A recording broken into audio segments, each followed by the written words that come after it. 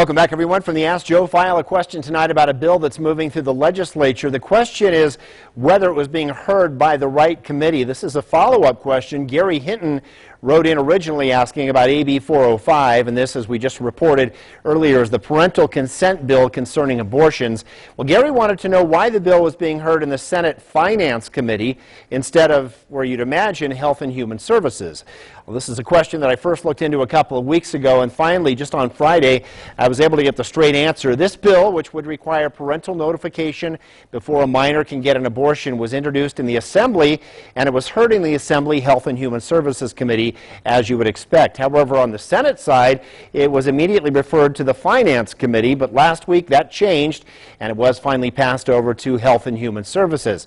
Well, the reason, when it was first introduced, lawmakers were told the fiscal impact of this bill was going to be $2 million. That was money to pay for judicial review for some of these cases that might end up in court after the parents were notified of the abortion issue. Now, however, that fiscal impact was revised way down from $2 million to $76,000 after further review. That's a difference of $1,924,000. Quite a difference.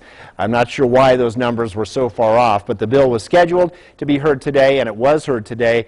The deadline is Wednesday for this bill, May 27th. It was given a little extra time, an exemption they call it, because it was first introduced in the Finance Committee. So there's how things are playing out with this bill in the legislature. A little hard to follow, but there's the information. And thanks to Gary for sending in that original question, and it's good that things now have been straightened out with this bill. It's in the right committee. If you have questions you'd like to ask, send me an email at jhart@mynews4.com and just put Ask Joe in the subject line.